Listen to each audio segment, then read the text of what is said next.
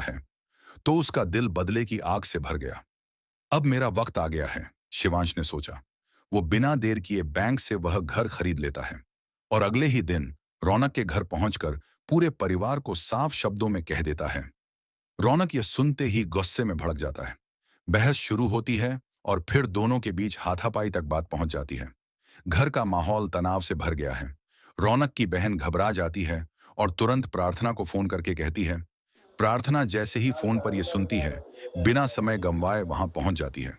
घर के भीतर का दृश्य देख उसका दिल दहल उठता है। शिवांश और रौनक दोनों बेकाबू हैं। वह आगे बढ़ती है और शिवांश के पास जाकर कहती है। शिवांश गुस्से में जवाब देता है। प्रार्थना उसकी आंखों में देखती है और बहुत ही सधे हुए शब्दों में कहती है। उसके ये शब्द शिवांश के दिल को छू जाते हैं। शिवांश कमरे में अकेले बैठा सोचने लगता है। उसे पहली बार लगता है कि शायद प्रार्थना सही कह रही है। अब उसके मन में एक और विचार आता है। अब कहानी ऐसे मोड़ पर आ गई है जहां सब कुछ बदल सकता है। क्या शिवांश प्रार्थना की बात मानकर अपना रास्ता बदलेगा? क्या वो स्मिता से जाकर सच जानने की कोशिश करेगा? और क्या स्मिता अब चुप रहेगी या खुद बताएगी कि वो शिवांश की असली माँ है? अगर आपको ये कहानी पसंद आ रही है तो हमें कमेंट करके बताएं कि आपको शिवांश का कौन सा रूप ज्यादा पसंद आया, बदले वाला या बदलाव लाने वाला। जब किसी के अंदर सालों से भरा गुस्सा हो और अचानक कोई सच्चाई उसे तोड़ने लगे, तो इंसान के सामने दो रास्ते होते हैं।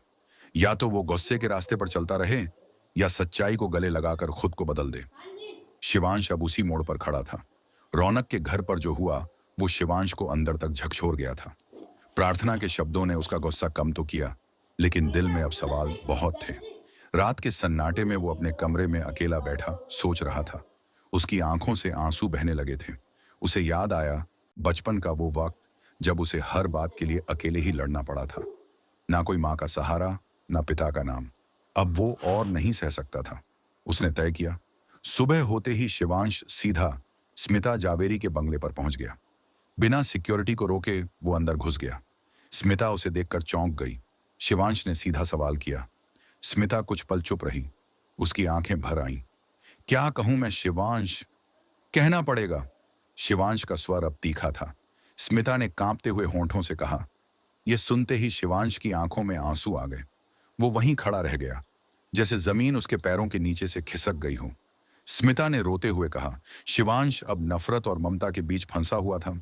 उसी रात प्रार्थना ने शिवांश को कॉल किया। तुम ठीक हो? उसने पूछा।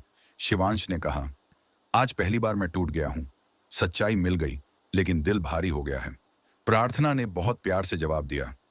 शिवांश, मां का सच जानना आसान नहीं होता, लेकिन जो तुमने किया वो हिम्मत की बात थी।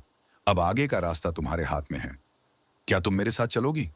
शिवांश का सवाल सीधा था। प्रार्थना कुछ पल चुप रही, फिर बोली। इधर रौनक भी अब समझ चुका था कि उसका रिश्ता प्रार्थना से टूट चुका है। वो बार बार खुद को समझा रहा था कि उसने उसे प्यार दिया था, लेकिन अब वो किसी और के साथ खुश है। एक दिन उसने प्रार्थना से मिलकर कहा, मैं तुम्हें जबरदस्ती पाना नहीं चाहता। अगर तुम शिवांश के साथ खुश हो तो मैं खुश हूं। प्रार्थना ने नम आंखों से सिर हिला दिया।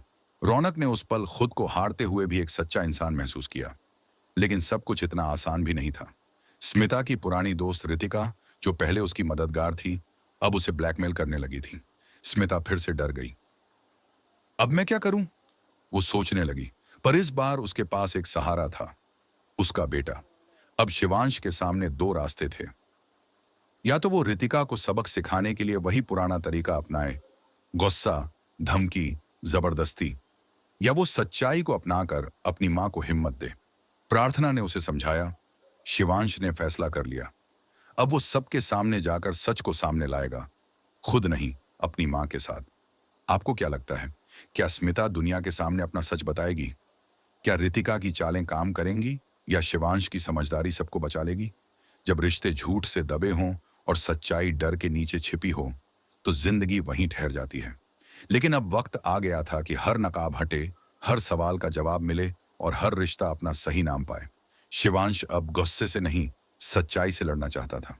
शिवांश ने अपनी मां से कहा। स्मिता थोड़ी देर चुप रही, फिर बोली। उसी दिन उन्होंने प्रेस कॉन्फ्रेंस बुलवाई। कई रिपोर्टर, मीडिया चैनल और जानने वाले उस हॉल में जमा थे।